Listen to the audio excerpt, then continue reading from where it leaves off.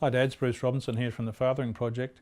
We've been talking about raising sons, and today I want to spend a few minutes just talking about that transition period from teenage life to when they actually become a man. And often that's the time when they don't want to have anything to do with you, Dad, because you don't know anything and you're dumb and you're a dinosaur. But it's still a really important time for dads to help their sons transition into manhood. And of course it's true that that transition actually begins right from an early age. From an early age you say, what sort of man do I want my son to be, and you work on it. But transitioning to manhood is a real challenge. So dads, when you think about transitioning from boyhood to adulthood, no matter how hard it is and no matter what they think of you at the time, it's a very important thing to think about. It's too big a topic to summarise in just 4 points, but we'll give you 4 points now, and we hope that helps you in that think about this process. The first point is you have to be flexible when they're teenagers and they don't like you very much. Remember, it's not all about you and your opinions, nor is it all about you and your feelings. Think about them as they go through that difficult time. Secondly, encourage your boys to express their emotions, and that's, you might not be good at it yourself. Men typically are not. I think there's something about the Y chromosome that makes it hard for men to express their emotions, and I don't know whether it's a Darwinian survival advantage or something, but I do remember, you know how French, Italian, etc., they have genders for words, you know, male or female gender, and I was once down south and they had a quiz, like what gender would you give certain things in English. The one I remember is the Ziploc bag, you know those plastic bags where you just slide your finger along and it shuts. And everyone said, that's definitely male. And I thought, oh, well, why is that? And the women said, because men try to keep it all in, but women can see straight through them. It was so appropriate.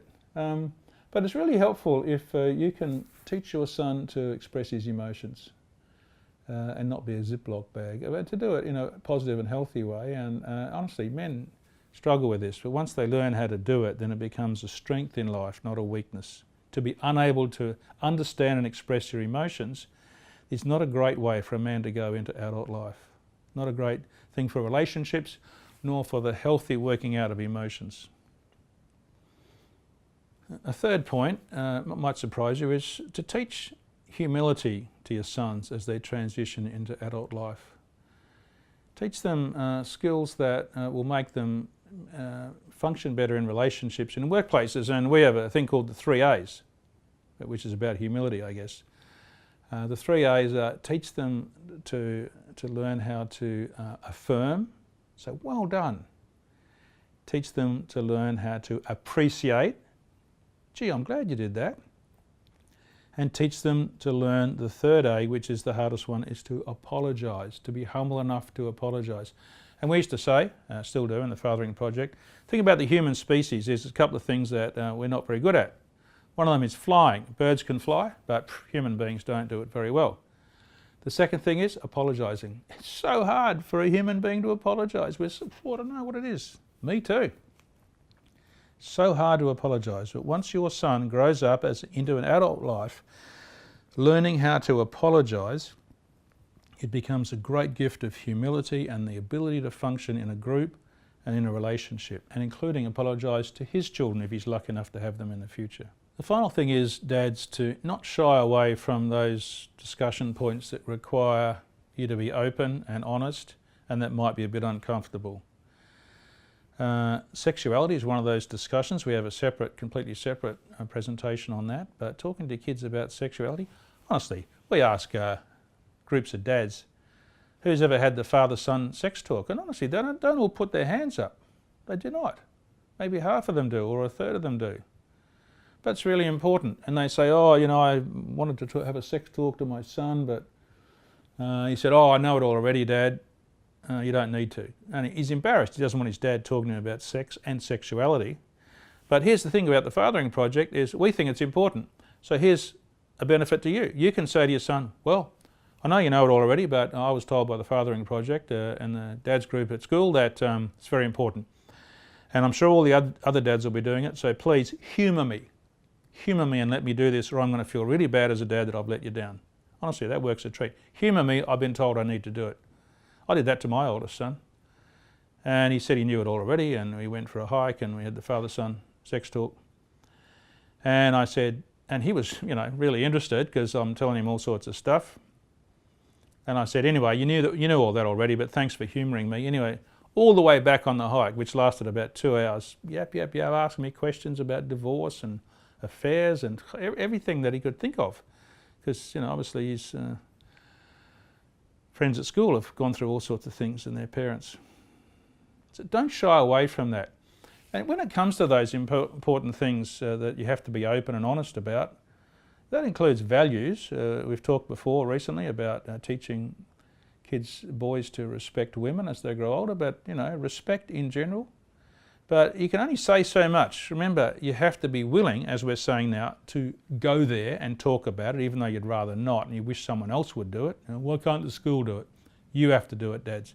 But you have to model it. I mean, it sort of sounds obvious, you have to model it. But if you say something and you don't model it, right, you're wasting your time. It's never going to work. You have to say it and model it. And finally, the Fathering Project often says this: don't just assume because you model something that they're going to learn it. It works better if you are explicit. Model it and then say, look, this is something really, really important. Be explicit. Overcome your own discomfort.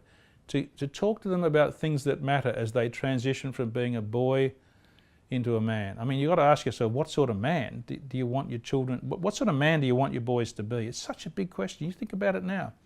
What sort of man do you want your sons to become? And honestly, if you're not active in that process, they've got all sorts of influences. All sorts of influences in life. The internet, movies, what their friends say at school, all sorts of music, all sorts of things that impart values that, maybe you don't want your boy to have. And if you're not involved in this, dads, you're giving those powerful forces a free hit. I say it again, if you're not involved and you don't have the courage to overcome your own discomfort and you don't learn about how to do this, you're giving those powerful forces a free hit and you're leaving your son exposed to them. So please, dads, get involved in talking to your sons, imparting values and being honest about things that matter so that as they transition into adulthood, they'll become the sort of man that you're going to be proud of. And honestly, they'll be proud of themselves, the way they live their life. And, they've got a lot more chance, honestly, of having a successful life. Relationships with a partner, with their own families, if they're lucky enough to have one, and in the workplace. So dads, look, thanks for listening. We talk to you again.